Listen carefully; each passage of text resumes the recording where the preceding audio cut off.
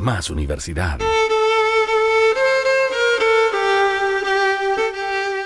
Radio Universidad Austral de Chile. Síganos en redes sociales como Radio UH Valdivia en Instagram y Facebook, @Radio UH en Twitter, y visita toda nuestra programación en www.radiouh.cl.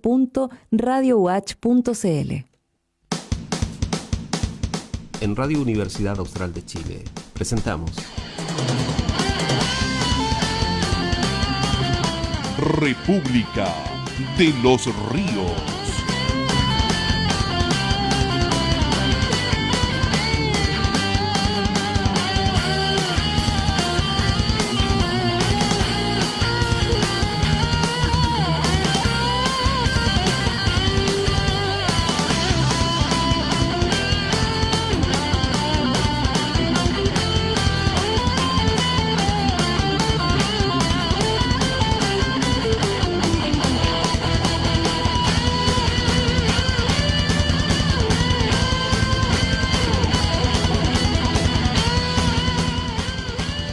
Hola, hola, buenos días, bienvenidos, bienvenidas. Esta es República de los Ríos en Radio Universidad Austral de Chile. Estamos en la edición ya de este día, martes 16 de junio. Estamos en la mitad del año casi, ¿no? Y vamos a tener la oportunidad esta mañana de retomar conversaciones sobre la situación internacional. Está ya con nosotros Andrés Valenzuela Turner y se nos va a unir en algún ratito Diego Sáez Trumper. ¿Cómo estás, Andrés? ¿Cómo está el mate? Bien. Hola, Víctor.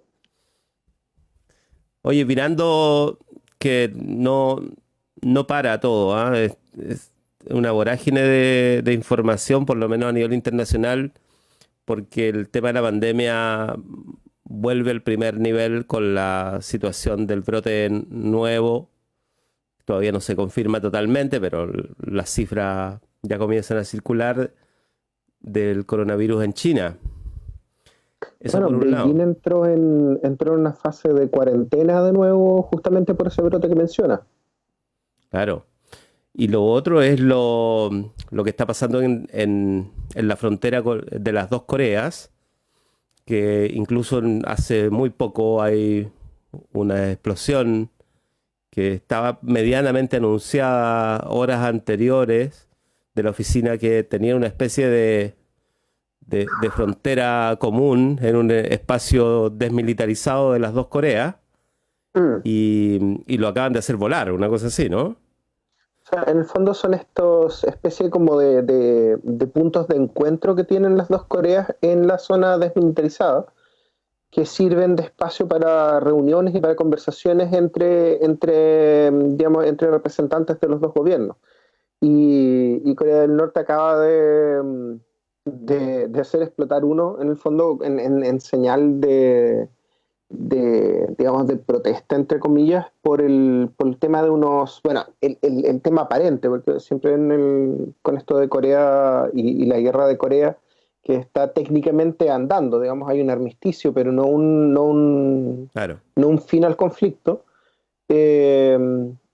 Había habido quejas de parte de Corea del Norte porque habían estado circulando las intenciones, digamos, de repartir panfletos propagandísticos de parte de desertores de Corea del Norte en la frontera de Corea, digamos, en la frontera sur de Corea del Norte. Sí. Y esto, digamos, fue motivo de protesta de Corea del Norte, que no podía ser, que si se permitía eso. De hecho, ayer ellos habían anunciado que Corea del Norte estaba listo para desplegar tropas ante cualquier cosa, digamos, en un instante, en la zona desmilitarizada, y acapararla como una zona fortificada para Corea del Norte, digamos, para ejercer presión hacia el sur. Ese fue el anuncio que hicieron ayer.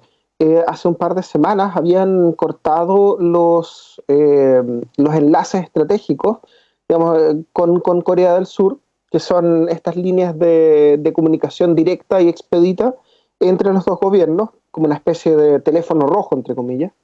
Habían sido cortados.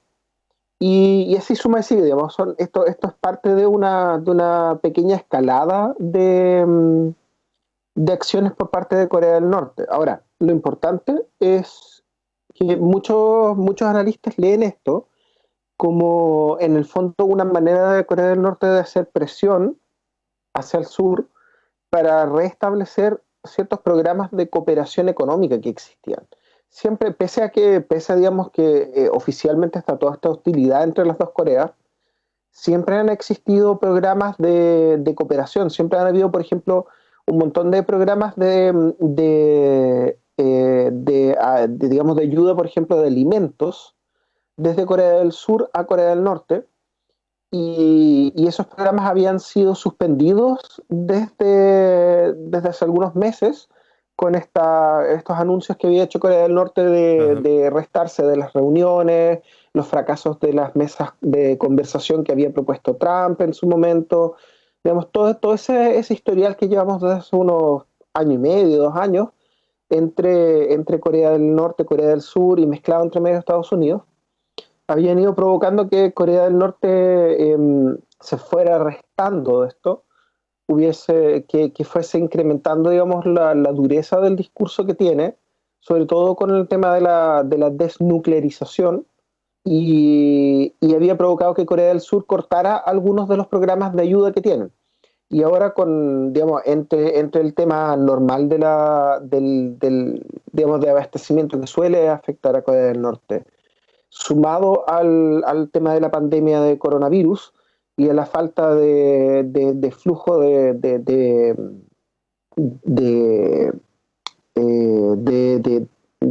provisiones de parte de China hacia Corea del Norte, que es el principal aliado que tienen, se sospecha, porque obviamente Corea del Norte no es exactamente el país más transparente con sus números, digamos, no es solo el MinSal en Chile el que no es transparente con los números, se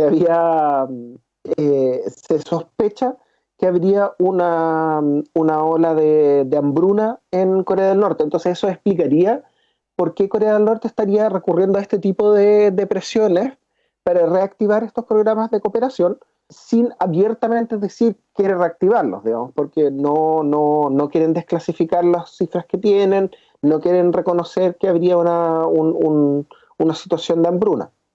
Ese es el análisis general que se hace, digamos. Siempre con esto de Corea del Norte y Corea del Sur hay que tratar de, sobre todo en el caso de Corea del Norte, siempre hay que tratar de leerlo, digamos, de ver qué es lo que se hace, pero qué es lo que se podría estar queriendo decir o no decir.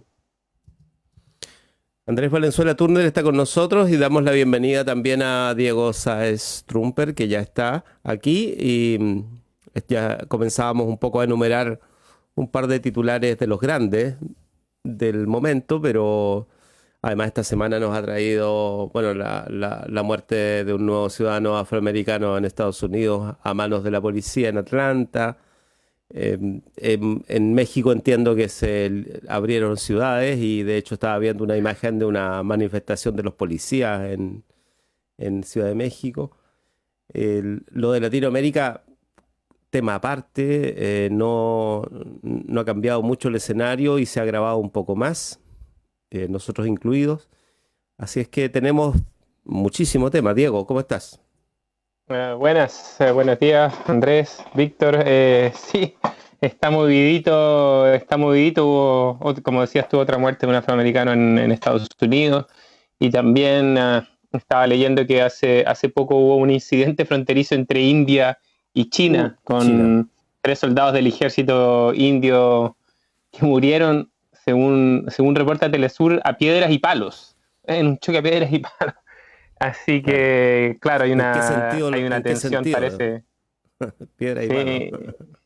Imagínate lo que sería todos los chinos y todos los indios chocando piedras y palos. Da un poquito que pensar. Sí parece, bueno, este tipo de tensiones sumado a la crisis o tal vez como producto de la crisis económica que se avecina. Leía también el otro día algunos informes ya que había sacado, no recuerdo qué organismo internacional, pero ya hay varios números que se están tirando con respecto al impacto económico que va a tener en los países digamos el COVID y la situación post-COVID. Recuerdo por lo menos que Argentina estaba dentro de los top 3 del mundo que iba a estar más afectado con respecto a su PIB. Y, y eso, claro que al final son todo la violencia y la crisis económica y todo el juego geopolítico son distintas expresiones de un mismo escenario que tiene todas estas complejidades. Sí, sin duda. Y ahora lo de Argentina, viste que además está ya entrando en el récord, si se quiere, del país con mayor cantidad de días en cuarentena. O ya entró derechamente. O sea, el debate allá se ha puesto muy intenso en términos políticos por la cuarentena y además se ha dado algo que muy lejos de lo que nosotros estamos acostumbrados tradicionalmente. La posición más firme en defensa de la cuarentena la comparte el presidente con el gobernador de Buenos Aires, Larreta, que es de la oposición, entre comillas, al gobierno, pero que en rigor aquí no es la oposición, o sea, al contrario, es el aliado principal, porque de deshacerse esa sociedad se produce una situación, un cisma, digamos, en la estrategia sanitaria, incluso. Entonces es interesante ver cómo en el resto del mundo, aparte de Chile, Brasil y Estados Unidos, hay cosas que nos suceden como nosotros estamos acostumbrados, donde el debate es por cómo se dicen las cosas, por la cara de tal o cual, digamos, y la posición que tiene respecto de otros, digamos, ¿no? De otras autoridades, sino que más bien tiene que ver con la cuestión sanitaria en serio y provoca cambios en la política, digamos, ¿no? La economía supeditada a la política. Estaba viendo ahora que se está volviendo a sacar, digamos, del congelador la negociación del Brexit en Gran Bretaña y la Unión Europea, y además de varias otras cosas que están pasando dentro de los países de Europa Sur y Europa Central, que también son relevantes a propósito de que están viviendo no la pospandemia para nada, sino que están viviendo el intersticio entre la gran curva que se había ido levantando y creciendo respecto al contagio, incluso de las muertes, y un momento de cierta estabilidad en que se comienzan a abrir espacios a la vida pública, digamos, ¿no? En todos los países de Europa Central, por lo menos, en el sur también. Hay viajes, incluso ya se inauguraron algunos viajes aéreos. Sin embargo, está lo de China como advertencia. La OMS ha hecho punto de eso, ha llamado la atención a no relajar las medidas. Y dado que Latinoamérica es en este minuto el principal continente que está siendo golpeado, y todos sabemos quiénes son los golpeados, digamos, no todos en la sociedad, vamos a tener todavía un fuerte debate respecto de qué hacer, digamos, ¿no? Eso todavía está ahí en la nebulosa. Sigamos, Andrés. Bueno, tú mencionas el tema de Brexit y de la reapertura, y hay cosas interesantes. Por ejemplo, digamos, en la oficina de Boris Johnson hay una cierta percepción de empoderamiento de la capacidad de negociación que tiene el Reino Unido. Ayer hubo una serie de intercambios vía Twitter con gente de la Unión Europea, en que en el fondo Boris Johnson hablaba de que este era un momento de seguir adelante, de que él no veía razones por qué digamos, los plazos que se habían acordado para Brexit no pudiesen cumplirse, que dicen en relación con que en junio, digamos finales de junio, deberían estar a grandes rasgos los términos generales del Brexit hechos, digamos, que se supone que el itinerario debería apuntar a eso, a que ya en julio debería estar claro cuáles van a ser las condiciones de salida del Reino Unido. Y desde Europa le responden en el fondo que ellos no estaban dispuestos a comprometer los intereses de la Unión Europea en una negociación apurada, y que digamos, que ellos tienen claro que en realidad la capacidad de negociación no es una cosa unilateral y que la Unión Europea en el fondo no está dispuesta a aceptar o acatar condiciones que no les sean aceptables, digamos.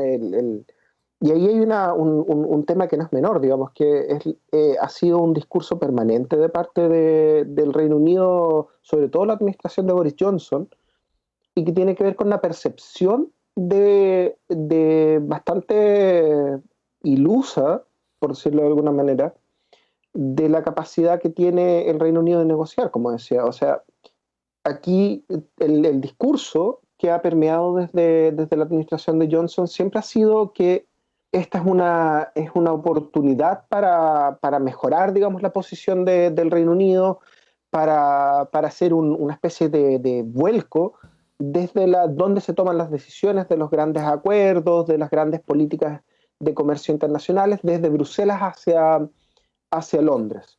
Pero eso siempre ha estado sujeto, digamos, a un cuestionamiento que pasa por la pregunta de por qué el Reino Unido tendría la capacidad de imponer términos ante Bruselas. Sí. Digamos, teniendo en cuenta que ellos son los que se retiran y quedan solos, versus un bloque que puede negociar como bloque y que además tiene una economía combinada que no tendría por qué supeditarse a la economía británica. Y eso es algo que ahora empieza digamos, a venirse en collera para Johnson. Llega el momento de decir, ok, ¿quién está a la mesa y quién tiene el poder de decir qué cosas se van a negociar o no y de qué manera en la mesa? Y además, porque además hay que agregarle que en el contexto del coronavirus, digamos. Además que es ejemplificador de lo que podría venir con otros procesos de salida. Y por lo tanto, de desmembramiento, algo que ya se ha dicho varias veces, de la Unión Europea. Yo creo, nosotros varias veces lo analizamos en su momento cuando se dejó caer este bombazo de Brexit, de que habrían otros países que, ya sea por razones políticas o económicas, podrían querer sumarse a esta ola de salidas, pero teniendo en cuenta la experiencia traumática que tuvo la Unión Europea con la salida del Reino Unido, es muy poco probable que uno, le vayan a hacer fácil la salida a otro país, y segundo, que digamos que el proceso de salida en sí vaya a ser invocado de nuevo. O sea, los problemas que ha tenido el Reino Unido, tanto económicos como políticos como sociales, por su salida, han sido altísimos. Hay muchas veces la intención de enmascararlos un poco, sobre todo por parte de la administración conservadora en el Reino Unido, pero los efectos han sido brutales. O sea, nosotros lo comentábamos una vez, por ejemplo, estas paradojas de cómo las regiones más pobres del Reino Unido, por ejemplo en Gales, recibían mucha ayuda financiera a través de fondos de desarrollo económico de parte de la Unión Europea, y eso dejó de ser recibido, y esas regiones básicamente no han sido recompensadas con un presupuesto interno, menos en el contexto del COVID, digamos, donde un montón de recursos han fluido hacia la crisis, y todos estos fondos de desarrollo han quedado desiertos para esas regiones. Entonces, ante eso, es muy poco probable que otros países se sumen, sobre todo teniendo en cuenta el impacto económico, y sobre todo cuando uno toma en cuenta que desde un discurso político, los lugares que podrían querer sumarse a la opción del exit, que podrían ser, por ejemplo, Hungría o Polonia, que son países que, desde un punto de vista del discurso político, están muy reñidos con la Unión Europea, han estado muy castigados, de hecho, económicamente por la Unión Europea, por prácticas antidemocráticas, por una escalada de autoritarismo. Esas regiones que podrían considerar el sumarse a un exit como forma de presión, son al mismo tiempo regiones de Europa que reciben mucho aporte económico, y gran parte de su presupuesto proviene de la Unión Europea. Entonces es muy poco probable que en la práctica ellos pudiesen solventar un Brexit. Diego Saez-Trumper. Sí, bueno, esos discursos anti-europeos cuando partieron parecían fundamentalmente retórica para fijar una posición, y hasta que no se votó el Brexit, que fue prácticamente una comedia de errores que se produjo ahí, yo creo que en Europa como que nadie se tomaba en serio que realmente fueran a venir estas salidas. Hay varios que han jugado con ello. El otro que ha hablado mucho de esto es Salvini en Italia, el líder del partido de la Lega, que es el partido de ultraderecha de allá, pero que en el momento que vio que podía salir electo, cuando empezaba a tener más probabilidades, ha moderado un poco ese discurso. Los mismos ingleses están tratando de inventar un Brexit sin Brexit, digamos. O sea, hay una... Sí. Toda la negociación ahí tiene que ver con decir que lo hicieron, pero no sufrir las consecuencias económicas. Y el tiro y afloje que hemos visto en los últimos... Ya no recuerdo cuánto tiempo lleva esto, lleva unos 3 años. Ha sido precisamente cómo se hace parecer que hay un Brexit, pero sin Brexit, y tratando de sacar algunas ventajas. Entonces, yo creo que es interesante y tiene que ver también con otras cosas que hemos hablado aquí ya de por ejemplo, como todos estos gobiernos neoautoritarios tipo Trump o Bolsonaro, con la crisis del COVID tenían una serie de oportunidades para aplicar sus ideas totalitarias, de las cuales hacen tanta gala, pero que a la hora de ponerlas en práctica en realidad no tienen mucho cómo hacerlo, porque están más en el discurso, más en la bravata por Twitter, que realmente en que se hace una política que después ellos piensen que los va a llevar a algún lado. Es cómo gano más likes, cómo gano más retweets, no tienen mucho más contenido que eso. Y claro, cuando esas bravatadas, digamos, se mezclan con la realidad, es cuando se empiezan a armar los problemas.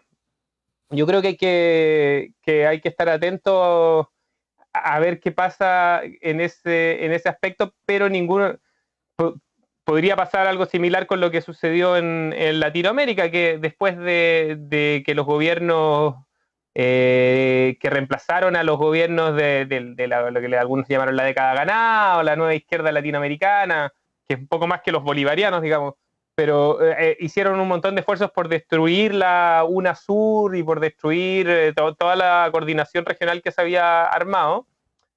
Aparecieron intentando generar el Grupo de Lima, o se me olvidó ahora cómo se llama la otra, el otro, ¿no?, grupo que intentaron armar, pero al final, discursivamente les queda bien luchar contra una de estas cosas, pero cualquier país, y lo hemos visto en estos tiempos, tiene que tener un proyecto de cómo se relaciona con el resto del mundo, y a muy pocos les conviene relacionarse con el resto del mundo sin estar agrupados en un lote más grande.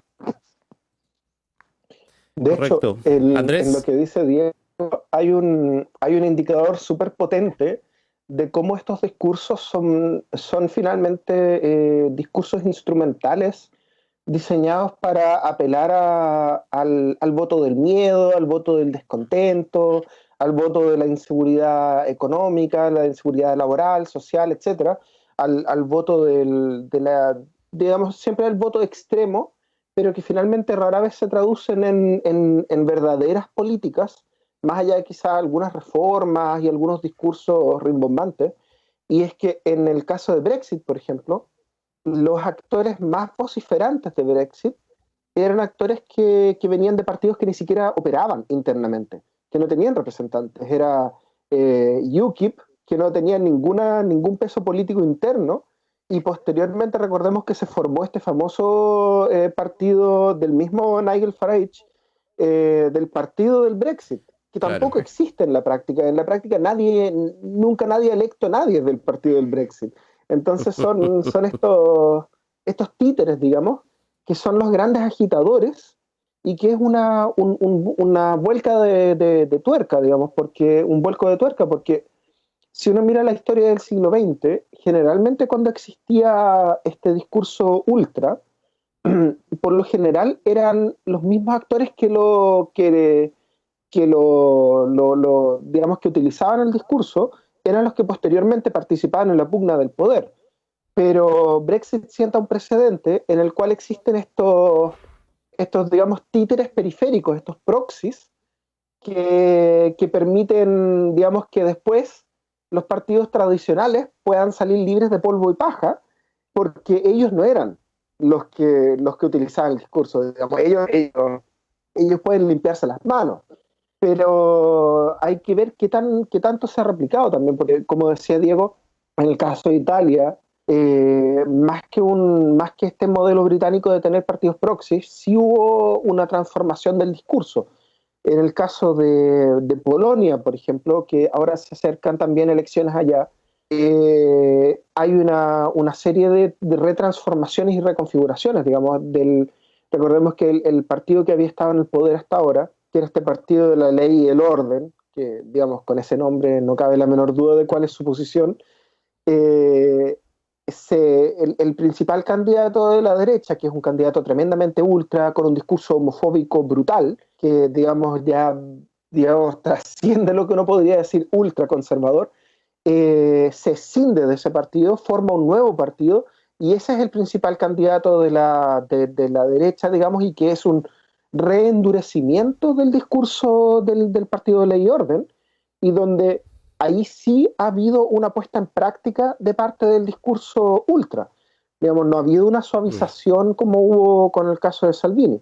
Y así suma y sigue, digamos, uno podría preguntarse también qué es lo que va a pasar en Latinoamérica a medida que digamos, siempre como estamos como a la cola de las tendencias, ¿qué va a pasar acá? ¿Se van a ir formando también estos partidos proxy para poder capitalizar el discurso más agresivo?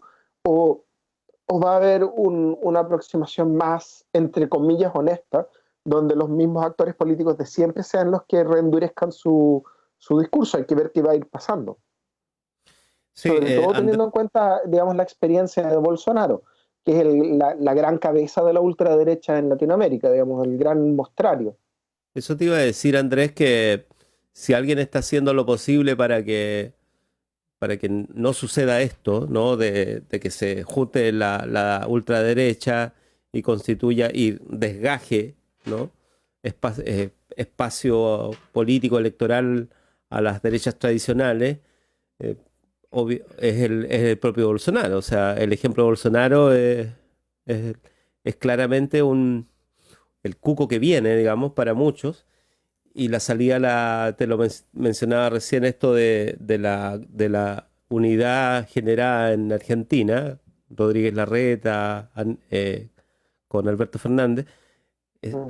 supone otro modelo, que es el modelo Bueno, ahí hay, básicamente de ahí acuerdo europeo. hay un tema interesante, de hecho, porque en el fondo la pandemia, el COVID y las políticas en torno al COVID en Latinoamérica se han transformado claramente en una competencia de modelos o en una competencia de tendencias, digamos, donde los gobiernos de derecha y de ultraderecha, en el caso de Brasil, han, han tratado digamos, de lograr resultados rápidamente bajo un modelo autoritario, pero al mismo tiempo, digamos, una mezcla bien extraña de autoritarismo con, entre comillas, porque no tiene nada que ver con el significado que uno tradicionalmente le escribe, pero del liberalismo, en el sentido de tratar de no alterar el statu quo de libertades económicas, sobre todo, pero sino que enfrentar la crisis vía autoritarismo policial, de seguridad, de control de movilidad y una serie de otras cosas, digamos. Y ese es el modelo que habían tratado de testear, porque en el caso de resultar, lo iban a poder vender como el gran éxito de su postura político-económica. Y hasta ahora ha estado fracasando brutalmente. Claro. Y en el otro lado de la vereda, digamos, el newcomer, digamos, el nuevo en el bloque, que es la administración Fernández en Argentina, está tratando de testear otro tipo de modelos, pero también con un cierto sesgo de tratar de capitalizarlo políticamente a futuro. Y esa quizás ha sido la gran diferencia de Latinoamérica comparado con otros lugares del mundo, donde ha habido mucha política y muy poca técnica en el enfrentamiento del coronavirus. y tiene mucho que ver con que el escenario político de Latinoamérica tiene mucho de competencia entre dos bloques políticos muy potentemente antagonistas, y eso, digamos, es donde se inserta. Y hasta ahora ha sido eso, digamos, en Latinoamérica los grandes fracasos del enfrentamiento del coronavirus tienen mucho que ver con que esto ha sido utilizado con fines, con miras futuro, digamos, pero con fines políticos, de posicionarse ante elecciones futuras y ante ganar prestigio y crédito político, más que lograr, digamos, resultados técnicos de contención y de contención a largo plazo. Claro, lo de Trump quizás es el mejor ejemplo. Claro, cuando uno dice Exacto. modelos... Trump en ese sentido es un representante totalmente latinoamericano, digamos. Es claro, el presidente más latinoamericano que ha tenido Estados Unidos en toda su historia, probablemente. Y claro, yo iba a aclarar nomás esto de que, claro, cuando uno dice modelos, en rigor, y en Latinoamérica, pero en el mundo en general, se los planteo también obviamente como pregunta, pero en principio hablar de modelos no es que estén constituidos los modelos y que uno sale a la calle y los ve chocar, ¿no? O que uno tiene que tomar posición respecto de alguno. Eso sí, lo puede suceder, ¿no? Lo puedes hacer. Es parte de la voluntad humana, digamos, decidirlo, pero en la realidad, lo que nosotros llamamos modelos asociados a los gobernantes, en rigor, los gobernantes son negociadores de cepa, digamos, ¿no? O sea, llegan allí basados en todas sus negociaciones. No llegan por talento, digamos, ¿no? O sea, tú llegas porque o es un tipo de talento, digamos, bien especial, porque tú logras construir cierto tipo de acuerdo. Entonces, claro, cuando te pasas de la raya, evidentemente se nota, ¿no? Pero lo que hace el modelo argentino, usando el término nuevamente, no es soslayar la posición ideológica de los gobernantes para llegar a un acuerdo, en ningún sentido. O sea, es al contrario, ni siquiera suspenderlo, al contrario, es decir, vamos a construir sobre la pandemia un acuerdo que posibilite la existencia de nuestras posiciones. Porque si no, nos puede pasar lo que le pasa a otros países, digamos, y digamos que hay momentos en los cuales Chile ha servido de ejemplo afuera, de lo que no hay que hacer en términos políticos, digamos, ¿no? De romper el hilo que permite el equilibrio del poder, y de alguna manera en Chile eso se nota que se está volviendo a reconstruir. Una cuestión que se había perdido, digamos, ¿no? Pero básicamente es buscar el equilibrio, y ese equilibrio no es un equilibrio de las ideas o de las abstracciones o de los idearios, etcétera. Es el equilibrio simplemente del poder, de las negociaciones, de la posibilidad de salir jugando en medio de una situación que se los puede llevar a los gobernantes por delante. Diego. Sí, no, bueno, yo creo que todo esto tiene que ver con la velocidad con que sucede la política actualmente, ¿no? Esto que va todo muy rápido, es todo muy dramatizado, digamos. O sea, uno ve estos liderazgos como los que ya hemos mencionado. La ultraderecha es la que se ha apropiado de esto, pero hemos visto este tipo de cosas digamos, de liderazgos más telenovelescos en varios sectores del espectro político. Entonces es todo muy pasional, por decirlo de alguna forma. Está todo completamente pensado, pero la puesta en escena es muy pasional. Hay, al parecer, esto que decías tú del choque de bloques, pero a la vez es todo muy rápido. O sea, cambia con una velocidad a la que no habíamos estado acostumbrados después de básicamente la caída del muro de Berlín y el reinado del neoliberalismo en los últimos 30 años. Entonces, se están viendo cosas como completamente inesperadas, como fue lo que pasó en España, donde el Partido Socialista gira, o no sé si gira, digamos, pero por lo menos hace una alianza hacia la izquierda, con una cosa que era completamente impensada, porque el Partido Socialista Español era el el baluarte, digamos, el gran ejemplo de la renovación neoliberal de la izquierda clásica.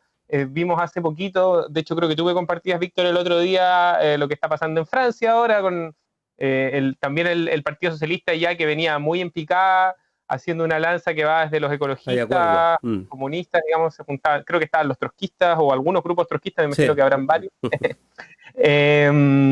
metidas en esa coalición, creo que se llama Izquierda Plural, y se empieza a ver en varias partes de Europa. Ya el ejemplo más clásico es y ya lleva algún tiempo, es el ejemplo portugués.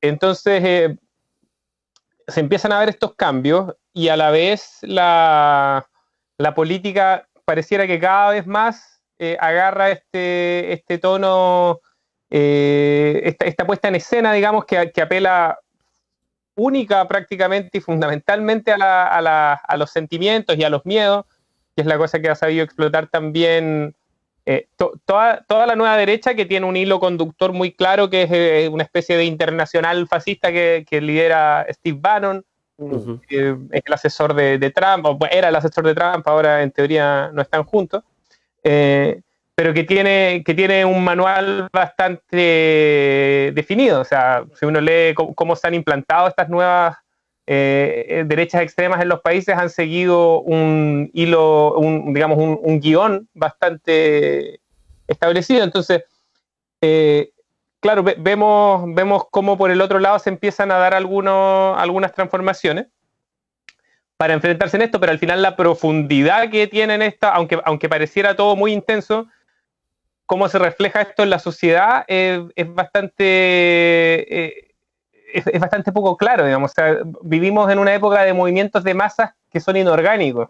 Es muy distinto que los movimientos de masas, o sea, el fascismo antiguo, por decirlo, el fascismo italiano, o el fascismo franquista, por poner dos ejemplos que son muy de masa, inclusive más que el nazismo, eran movimientos con una estructura militar, y con una determinada organicidad que les permitía ejecutar cosas en la práctica. Acá lo que vemos es que Trump dice alguna cosa y la gente, bueno, hay algunos grupos de locos en Estados Unidos de esta gente que sale con armas, pero en realidad eso no tiene una organicidad. Entonces se va produciendo una gran dramatización de los enfrentamientos en la parte comunicacional, en la esfera de las noticias, pero al mismo tiempo se va produciendo este desacople entre lo que pasa cada vez más en la política y en las sociedades. Y lo vemos por todos lados. O sea, no es muy distinto. Lo que está pasando en Argentina ahora, que lo has comentado varias veces, Víctor, es bien llamativo, porque Argentina está a punto, además de batir el récord del país con más cuarentena, es el país, va a entrar a su noveno default, digamos, a la novena crisis de deuda. No he visto el ranking, pero es uno de los países más... Dicen que ya pasó hace un par de semanas o 3 semanas. Pero no lo ha declarado oficialmente, digamos, como claro, que en este momento está mal visto, parece salir a cobrar esas cosas. Pero eso pareciera, eso que en otro momento... O sea, acordémonos del último default argentino, ¿cómo fue? Y hoy en día, bueno, la gente está cuarenteneada y en Argentina hay un movimiento bastante intenso liderado por el Diálogo Clarín. Hay otro grupo mediático, el de Infobae, Haddad creo que es el dueño de eso, donde uno puede ver todas las argumentos que hay para estar en contra de las cuarentenas. Terminaron citando a Cuba, digamos, con tal de mostrar que son diarios que han tenido una actividad política muy fuerte en Argentina en el último tiempo. Entonces está este divorcio entre la parte discursiva y cómo eso política, se aterriza, que yo creo que es una de las características de lo que estamos viviendo ahora. Claro, yo lo que iba a decir es que, o sea, mira cómo hemos girado hacia el tema de la construcción del acuerdo político como un acto del poder, digamos, ¿no? Un acto tradicional, histórico, natural, incluso si uno quiere, del poder. O sea, el poder necesita construir la idea de que existen los acuerdos, así como necesita la construcción del conflicto, ¿no? Y quizá la necesita a la vez. Entonces es interesante ver eso porque si lo aplicas a Estados Unidos, estaba viendo la disputa Biden-Trump. O sea, fíjense más tarde, después de que terminemos los programas, en cómo está esa disputa hay un spot televisivo que sacó Biden sobre los problemas físicos de Trump. Entonces el debate, o sea, el conflicto está situado ahí, digamos, ¿no? Está situado en la pelea más bien mediática, que no tiene que ver necesariamente con lo que está pasando en las calles de Estados Unidos, donde hay manifestaciones, donde hay organización, o sea, es lo que nosotros llamábamos el divorcio de la política con la calle y todo eso. No es central a la hora de construir poder. Divorcio tiene que haber, digamos, ¿no? Porque si no, tú no construyes esto de la retórica que tú decías, Diego. Eso por un lado, y por otro está el hecho de que es la retórica la que te permite mantener cierto grado de ordenamiento en las filas. Porque si no, se te desbanda la cosa. O sea, si no, surgen los Bernie Sanders, ¿no? Surge la cámpora en Argentina, no sé. O sea, fíjate que el acuerdo, se habla tanto de lo de Portugal, que en Portugal hubo elecciones el año pasado. Hace menos de un año hubo elecciones. O sea, el acuerdo existe ya por 2 periodos electorales, dos parlamentos, digamos. Y ese acuerdo, por ejemplo, el Partido Comunista le prohíbe al primer ministro, que es socialista, llamarle acuerdo. Entonces yo veo de repente la televisión, entonces el primer ministro aclara, dice, no, en voz de los compañeros del Partido Comunista, yo no puedo decir que tengo un acuerdo con ellos. Lo que tenemos es posiciones similares en determinadas áreas, ¿no? Con el bloque de izquierda, sí, ahí sí podemos hablar de acuerdo. No están en coalición, pero en la práctica son un acuerdo político. ¿Qué es lo que pasa con ese acuerdo político? ¿A quién beneficia? Y esto es una discusión interesante, que alguna vez tuve con la gente que mira esto sin profundidad, digamos, y sin datos. Y es que si tú miras los resultados electorales de la izquierda en Portugal, los que menos se han beneficiado del acuerdo son los partidos minoritarios de la izquierda, o sea, el Partido Comunista y el bloque de izquierda. O sea, el único que se ha beneficiado de ese acuerdo entre los gobernantes, que es la izquierda portuguesa, que es una izquierda que es bien negociadora, o sea, no tiene problema para ello. Los únicos que se han beneficiado son los más centristas, que es el Partido Socialista, ¿no? No es que se beneficien los extremos, no es que se produzca una tensión, ¿no? O sea, cuando tú construyes un acuerdo, el que se beneficia siempre es el que está en el centro. Biden es un buen ejemplo. Andrés, ¿estás por ahí? Sí, ahí, de hecho, y justo iba a decir algo respecto a eso, pero porque tú dices, claro, el beneficio, pero ese es un beneficio inmediato. También hay que leerlo como el beneficio de la falta de perjuicio. Porque, claro, estos acuerdos puede que en la práctica, para los partidos en cuestión, que son partidos minoritarios, que nunca van a tener probablemente una posición de poder, digamos, propio dentro del sistema político, nunca van a acceder a la toma de decisiones fuera de un bloque.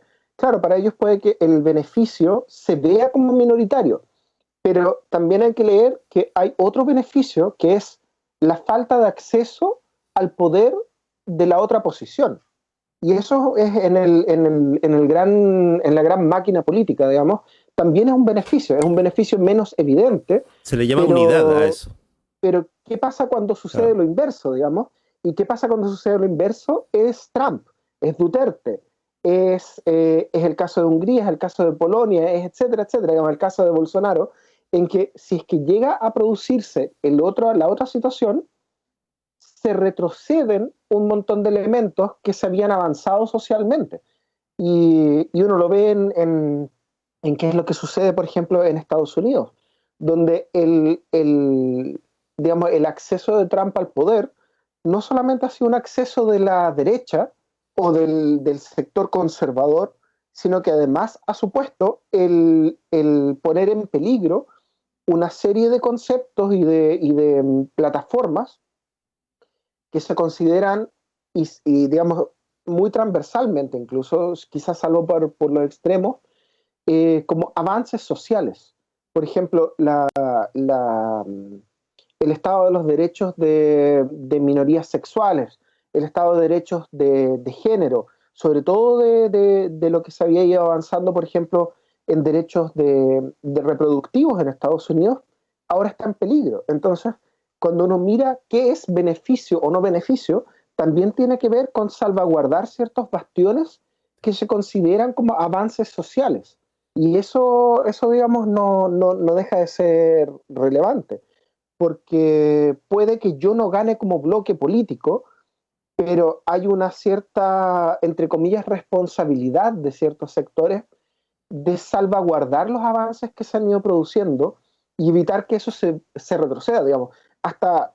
Yo creo que hasta hace algunos años existía de alguna manera la idea generalizada, digamos, en el subconsciente colectivo, de que y es una idea muy, muy vieja, digamos, no es una idea nueva para nada, es esta idea del modernismo, de la modernidad, digamos, en que la historia se construye como una línea de progreso.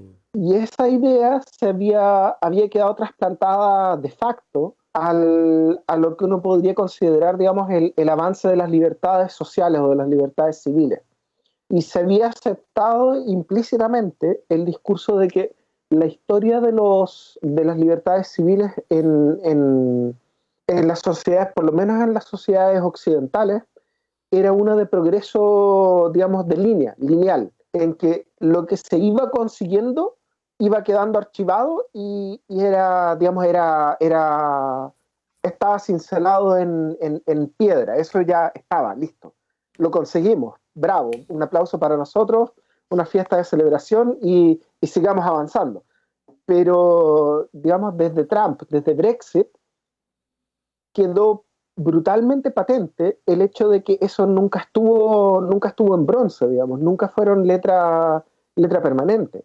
El caso de los nombramientos de la Corte Suprema de Trump en Estados Unidos, o lo que está pasando en Polonia con los derechos, digamos, de las minorías sexuales, de género, tiene que ver con que todas estas posiciones que dábamos por avances de la sociedad, digamos, liberal, occidental, etcétera, no hay que darlos por hecho, digamos, no son temas que estén dados. Aquí mismo en Chile, digamos, hay una serie de reformas que se están haciendo bajo el shock del COVID, que tienen que ver con eso mismo. O sea, esta misma semana hemos visto como se ha puesto en peligro la libertad de prensa en Chile, haciendo un revisionismo brutal de lo que es la prensa independiente, digamos, de lo que es la prensa online,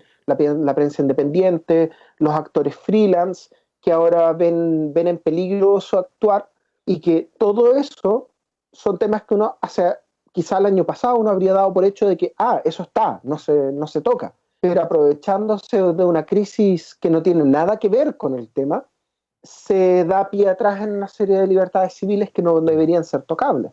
Entonces, ahí hay un tema que no es menor, que todos estos acuerdos políticos, toda esta política de bloques y de lo que tú llamas bien la negociación y este tira y afloje, también tiene que considerar digamos, el tema subyacente de las agendas profundas, no solamente de la agenda inminente de los partidos, que sí, claro, obviamente operan en la competencia por el poder, pero también hay una competencia por los espacios éticos, por los espacios de agenda profunda, como digo yo, que se van ganando y que tienen que ser defendidos también.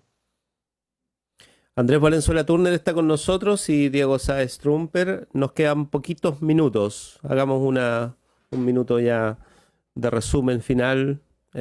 Preocupaciones para lo que viene. Diego.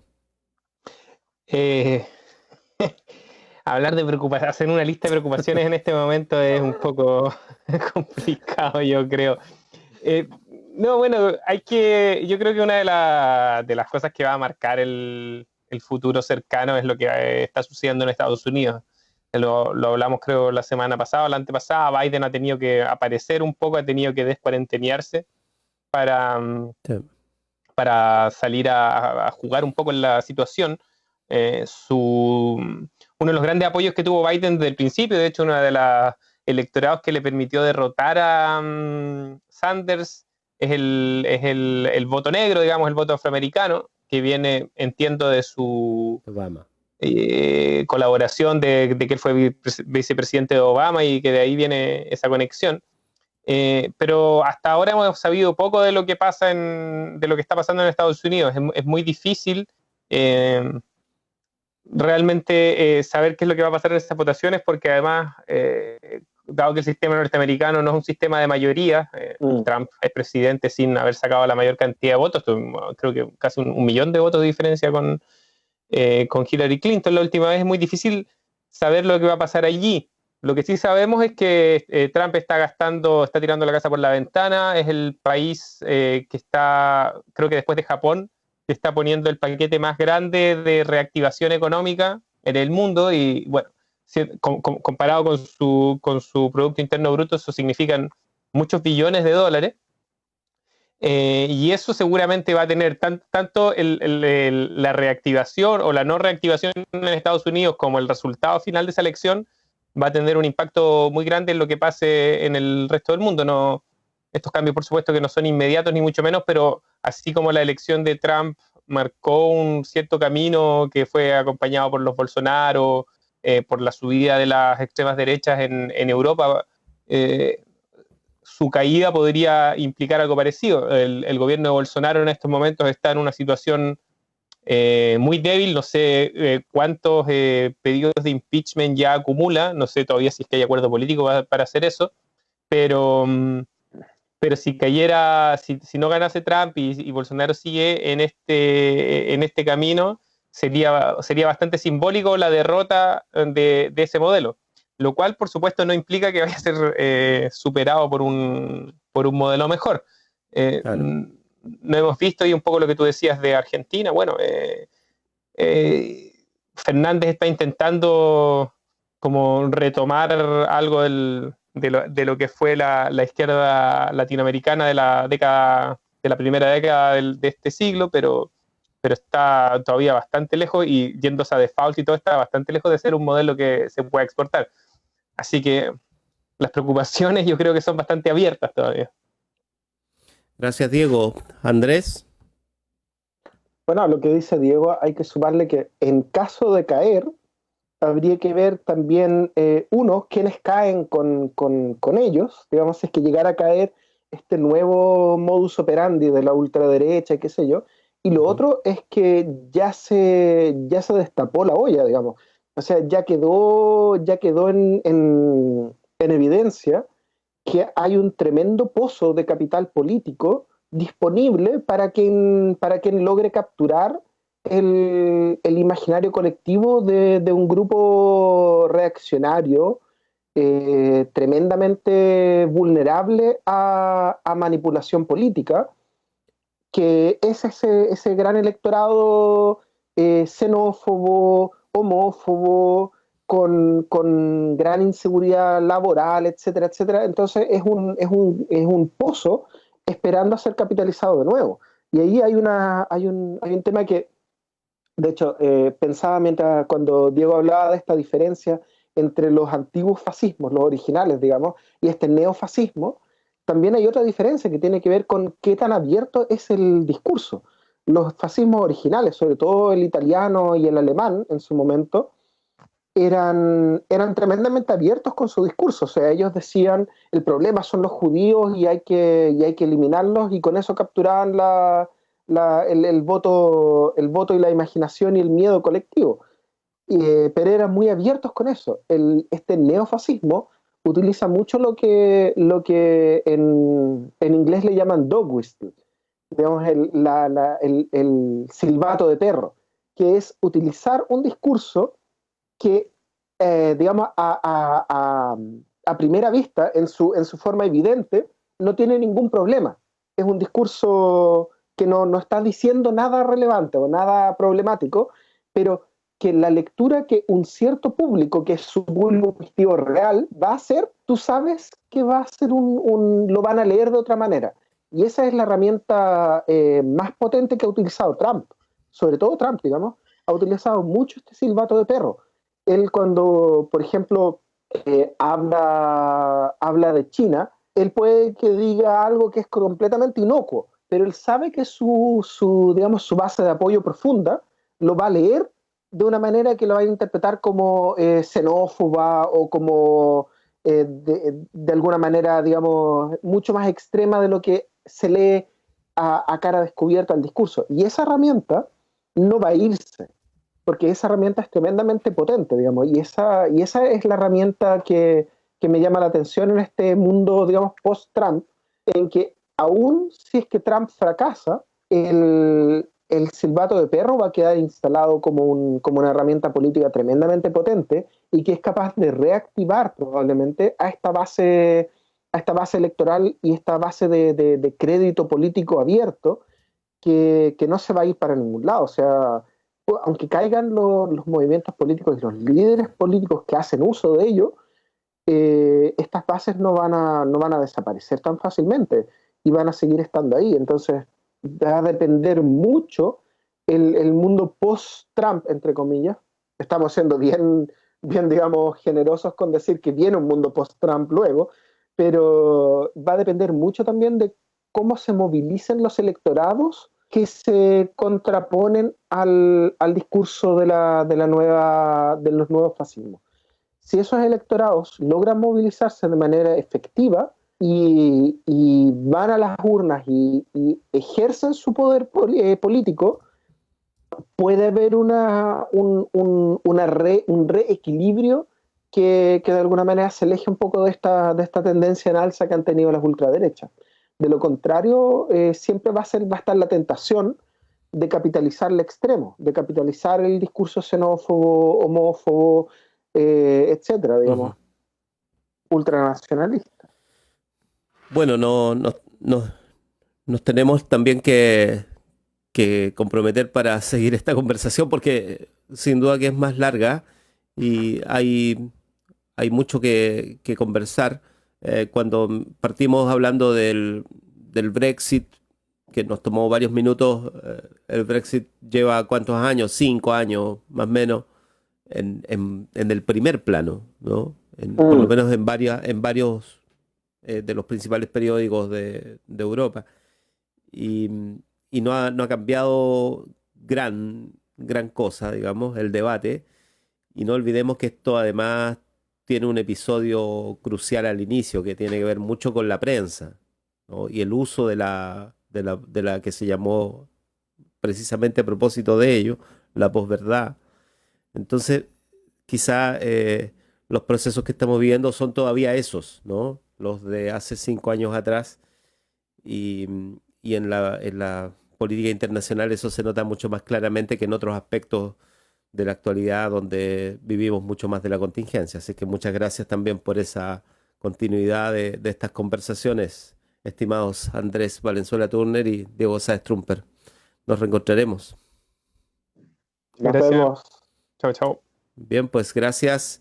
Saludos nomás a la audiencia. No tenemos más minutos, pero yo quería de todos modos saludarlos, agradecer siempre la continuidad de su participación. Marcela Muñoz nos manda saludos desde Lisboa, donde hace un par de días apareció un grafiti que dice, Portugal para los blancos. Y más o menos el 95% de los aquí presentes nos reímos un buen rato. Claro, o sea, Portugal es de los países donde mayor presencia de África hay durante las últimas décadas y no pocas décadas. Precisamente porque es un país mestizo, digamos. Y hay otros saludos que nos envían, muchas gracias por ello, y estaremos aquí en la continuidad de la radio reiterando esta compañía y esta complicidad. Nos despedimos. Nos reencontramos en un ratito. Hacemos la pausa y volvemos porque ya tenemos un contacto. Chau. En Radio Universidad Austral de Chile hemos presentado República de los Ríos.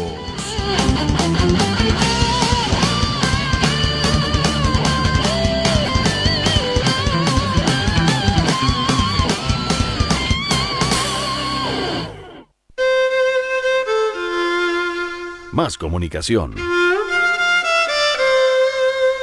Más universidad.